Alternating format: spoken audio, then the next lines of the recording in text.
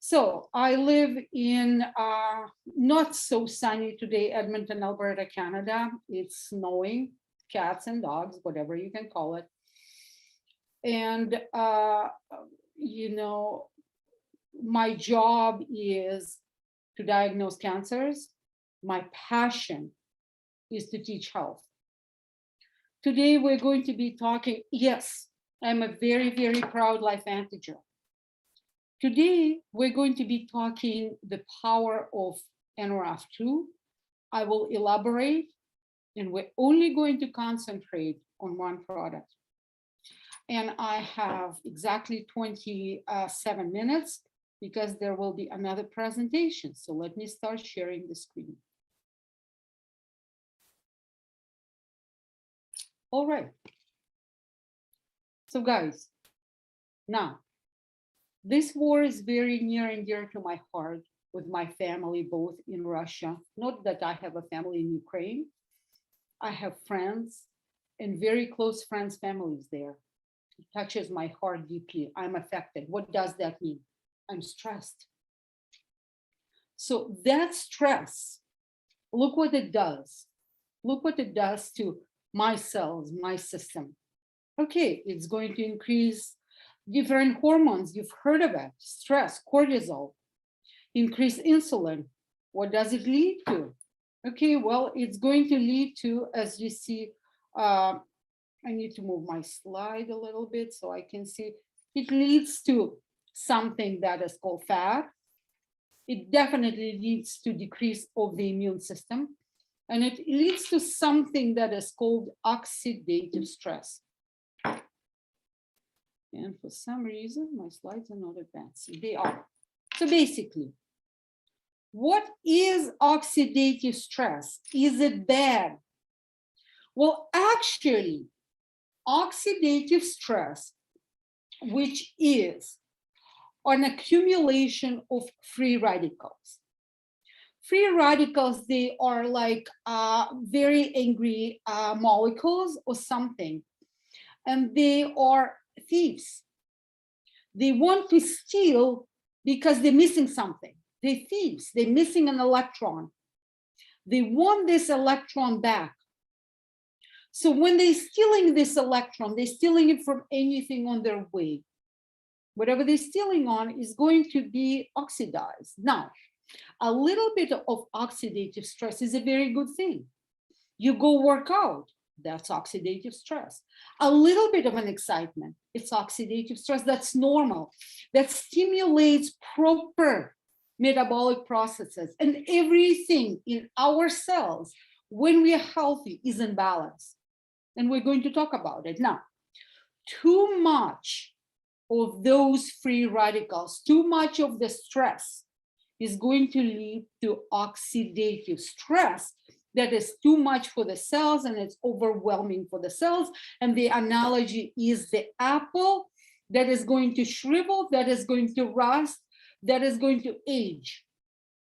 Now, when you look down and you look the analogy from the apple to the cells, you see the end product. That cell look very shriveled. The cellular envelope look fractured, which is not good. Cell envelope has to be intact and fluid and smooth so the cells can communicate. When the cell is wrinkled and ruptured, the cell doesn't communicate, and we can call this cell senescent cell, old cell. Now, the problem with those cells in oxidative stress is some of them do not die. When they don't die, they turn into ghost cells.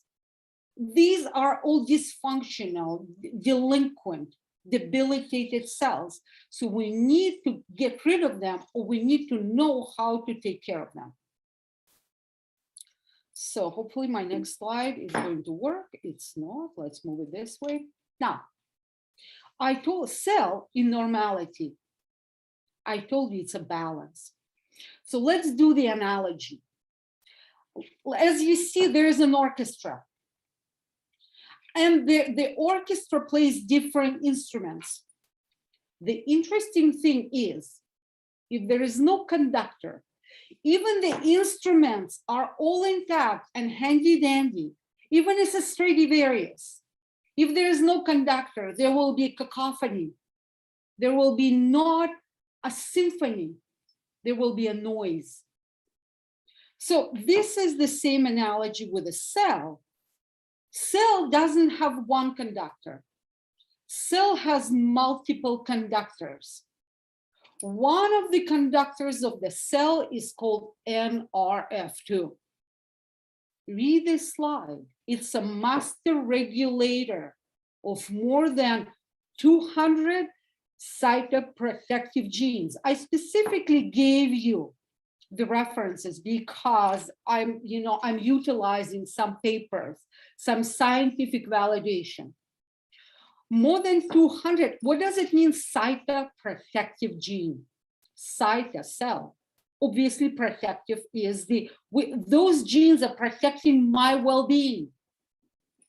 Well, it's encoding proteins that neutralize and detoxify, aka cleanse, both endogenous, meaning that's something that we produce, and exogenous or environmental toxins, regulate factors and cell cycles, regulate the balance, as you see, and it said quality of proteome.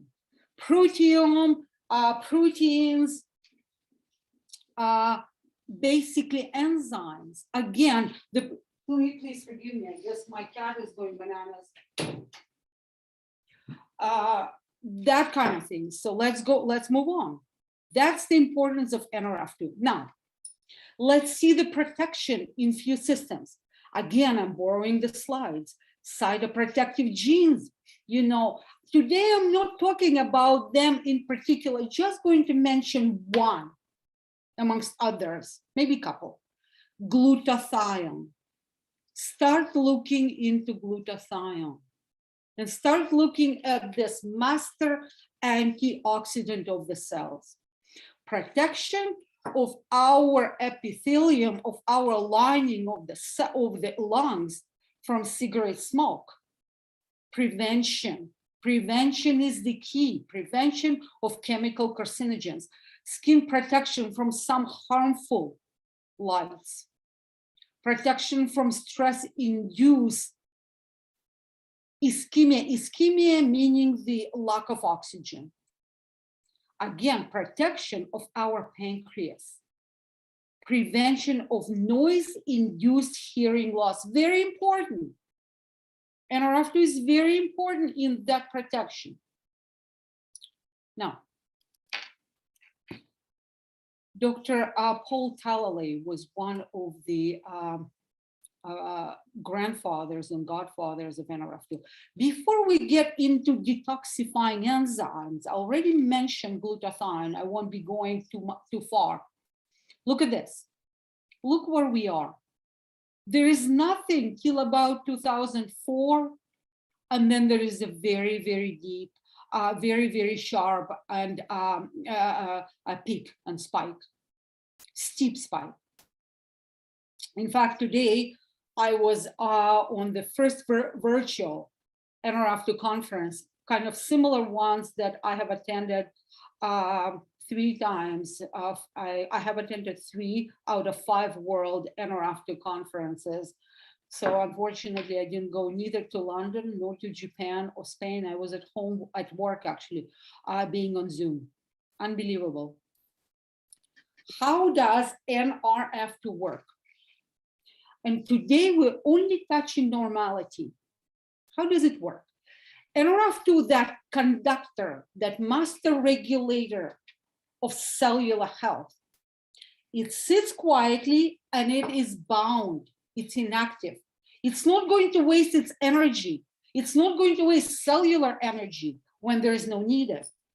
Here comes a little bit of a hit or oxidative stress or free radical hit, like, some impulse of free radicals. What happened that NRF2, which sits like a key in a lock bound with another complex, it's going to be released. As you see here, it's already free, and it's going into the nucleus, and it sends the signal to those 200 cytoprotective genes. Okay, guys, time to go to work. And then when it did its duty, did its work, it goes back. It goes back into the quiet, or what is called basal state. And that pattern is called pulsatile pattern. Up and down, up and down. It's like a sinusoid. So we're not always on a high. Now, the interesting thing, now, NRF2 is upregulated, let's say, by the free radicals. It also can be upregulated by either drugs or by the proper food or nutraceuticals. And when it is upregulated by drugs, when it is upregulated by food, by nutraceuticals, it can only be upregulated in physiologic way. So it goes up, you eat your herbs, you eat your combinations, or you eat your food, you eat your broccoli, you activate your NRF2, and it's a very short period of time. NRF2 is active between like 10 to 40 minutes, and then it goes down. Now, are we exclusive? No. Are we unique? Yes. So I want to give an example that there are drugs and there are some nutraceuticals. Are we unique? Absolutely. Now, before I turn on to Protandim, what is probably the most important about NRF2, which I actually learned a few weeks ago? Your cell is a very, very smart organism or mechanism. And it's inside this cell. There is obviously that mechanism of garbage containers, collection of that toxic stuff, of this waste. The problem is, without NRF2, it's not going to be excreted outside. So you can have all the proper elements, all the proper enzymes, all the proper apparatus and your lysosomes and everything. If there is no NRF2, proper upregulation and proper action, that garbage is going to sit in the cell. Garbage in the cell leads to bad things. So now, why are we unique? And why, let's say, I like it? I like us, I'm very well versed about competitors. I'm very well versed about others. I take Protandim since 2013, and I'm not planning to stop. In fact, my cat, who is 5, and which is driving me crazy behind the door, she's also taking every day. I give her a little bit of a Protandim.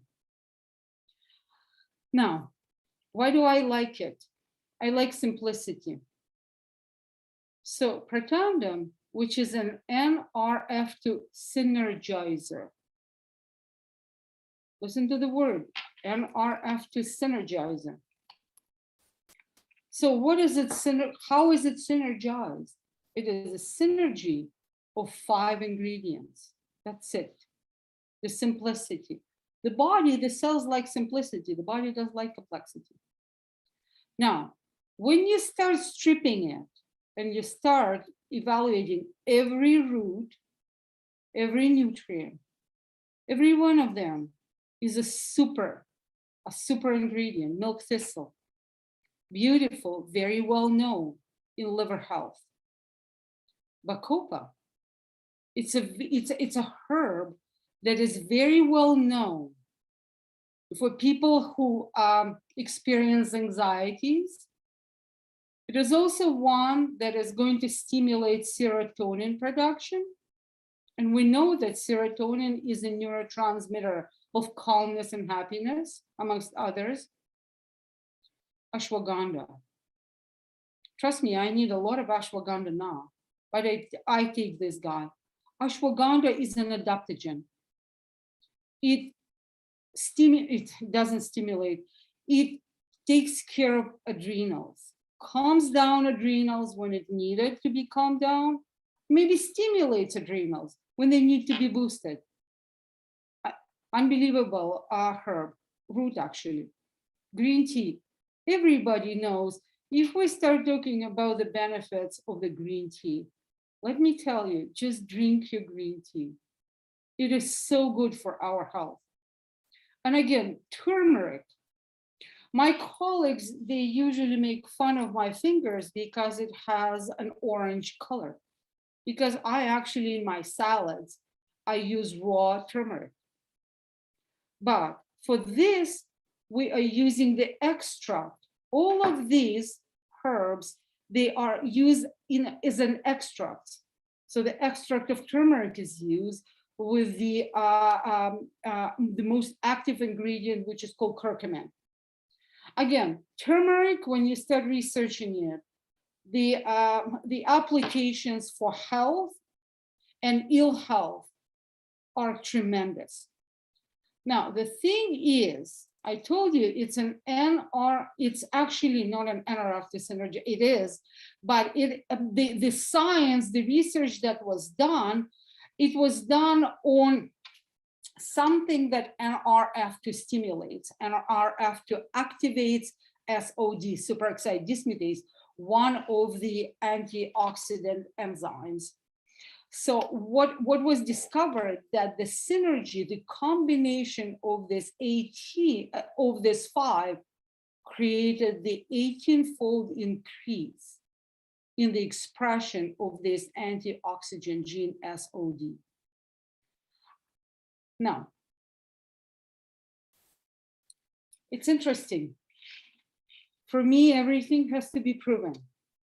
Today, I was actually amazed because I haven't done, let's say, pretended PubMed search, because I'm pretty well versed, so I'm studying NRF2 and everything. So today, for this lecture, what I did, I went on Google Scholar, because this is validated website, and I went to PubMed.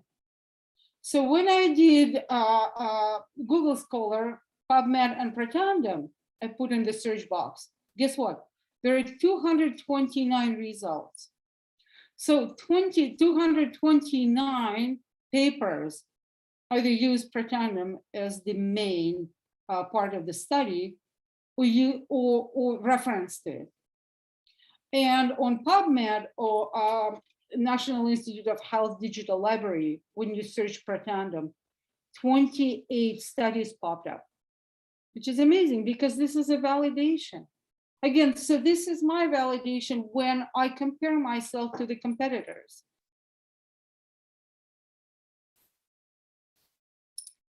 Going towards the end of the presentation, look at this longevity wheel. And all these parts, they are entirely interconnected. So let's say today we addressed NRF2. Maybe next lecture, we will address NAD, and then we can strip and talk about different aspects of the longevity wheel. Because soon the longevity will be, well, longevity is an aspect of health, but age may be put into the disease category. Now, I will never teach supplements without talking lifestyle. The foundation of health does not begin with the supplements, even cellular upregulators. The foundation of health, and that will be in the next slide, begins with our happiness and our nutrient-dense foods. And yes, I'm bragging. This is my salad or something that I ate as a snack or evening meal, because my evening meals are lighter than my morning meals. Going back or going forward, for our health, we got to move, we got to exercise. And most important, guys, we got to be happy, we got to love. So basically, this is what I wanted to share with you. So I'm going to stop this, stop sharing, and I'm going to stop recording.